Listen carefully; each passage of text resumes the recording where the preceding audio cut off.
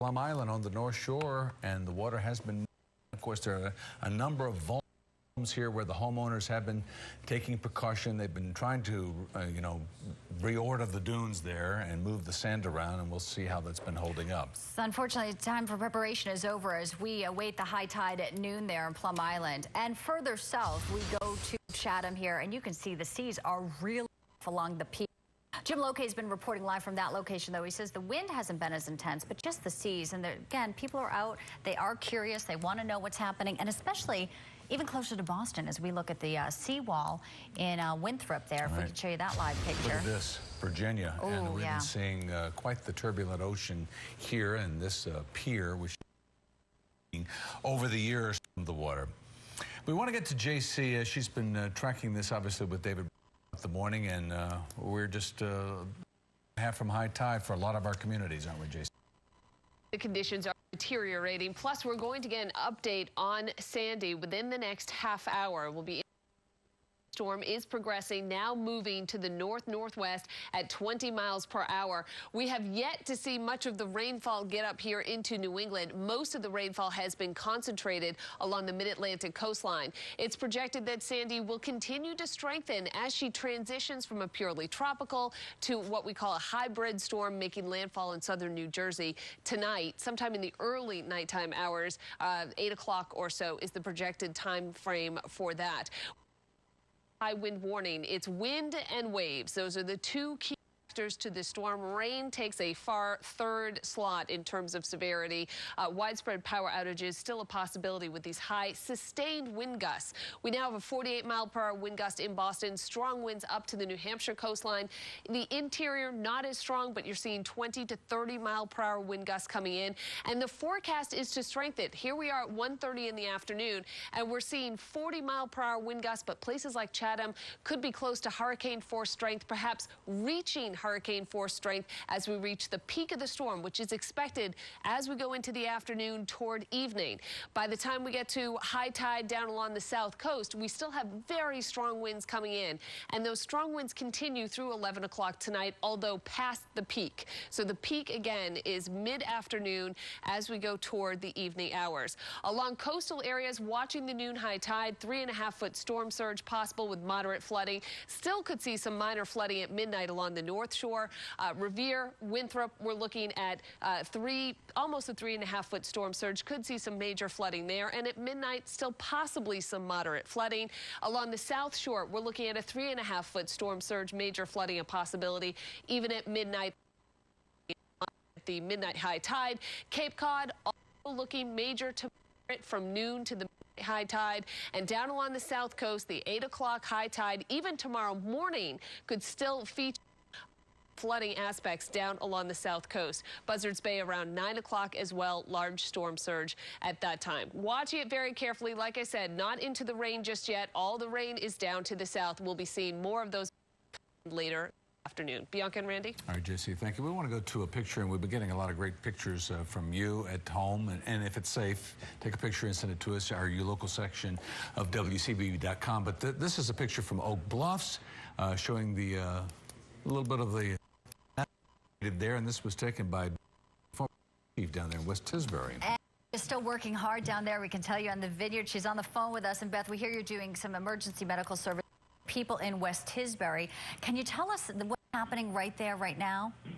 Well, I'm at the VNA, the Vineyard Nursing Station right now, and I haven't been out for about an hour and a half, but I know that because we're keeping track of the roads for our nurses and home health aides to quickly get to their visits, we know that Beach Road, parts of Beach Road are closed. There's roads in Oak Bluffs that are compromised. I think I sense starting to get close to the homes there. And so, and the vineyard's pretty used, but it's starting to whoop up pretty much quite a bit now. Yeah, it's police chief, you've been involved with this kind of thing for quite a few storms.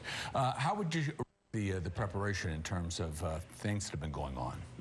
The preparation's been great. The Red Cross, the Salvation Army, and I'm part of the Medical Reserve Corps, along with all the emergency managers, boards of health, the town fathers. Everyone's been working, going to meetings, daily for days, and in touch with the state. We have a shelter open in Chilmark at the Chilmark Community Shelter opened. If we need more, they'll be opening more, and the Red Cross has that information. Obviously, you've prepared, and now we watch and we wait for the storm's arrival, and we're glad that you can join us and give us some information so people, if they do need those services on the vineyard, they are accessible and people get help that they may need. That's right. Of course, we hope everyone stays safe. Thank you so much for giving us that update and that picture from Oak Bluffs there, because the coast is really expected to take really the brunt of this storm as we wait for the high tides. 10:35, high tide is at noon. And the live shore, but this is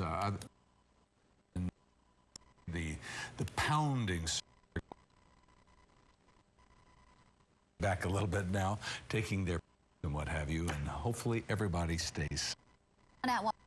Speaking with people out taking pictures, and he's out from underneath the deck down there in Situate, John. We've dragged you out here for another live report, but you're really getting soaked. Yeah, we're really feeling it here, Bianca. These waves are huge. Obviously, this is the seawall here. The problem, these waves crashing against the seawall and then coming over, and you can see the pool of water here as it just keeps coming.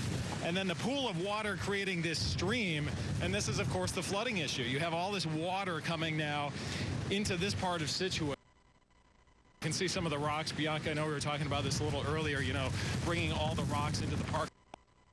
Here you go, as the waves crash over the wall and then bring the rocks this way. Around the side, if we just turn around, you might be able to see the lighthouse here through this deck. We're in a little shelter back here. And you can see, look at the parking lot there. Look at all of the rocks that have already come over. You can see the water coming over there.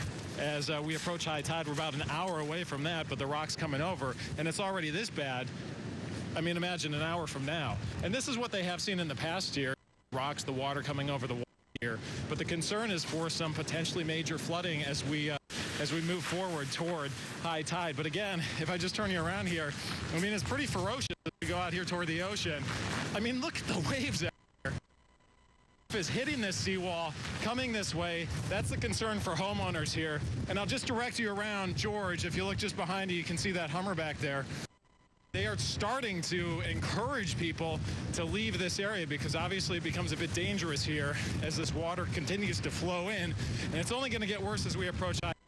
So they are encouraging people to leave. We've talked to some people this morning saying, no, we're going to stick it out. But obviously the safe thing to do, get out of here, because what he's saying. I think he's telling people to get out of here because obviously the conditions are getting a heck of a lot worse. Let's just try to stop him here. He's on a mission. He's talking to people, the people who have decided to stay here. We talked to one of them just a little while ago. He's going to stay as long as he can, but they are certainly encouraging people to get out of here because the wind's only going to pick up here, Bianca, Randy. All right, John, thank you. Of course, they did send out that reverse 911 call to those low-lying areas of Situate, and this is happening in quite a few communities, advising people. It's voluntary, but they're advising people they should be getting out, and obviously the police are following up if people stray into dangerous territory. I know, they really do. And we're going to go live to Maryland in just a moment after a break. As we hit the break, though, this is the scene north in Plum Island right now, where, again, residents there, voluntary evacuations in effect.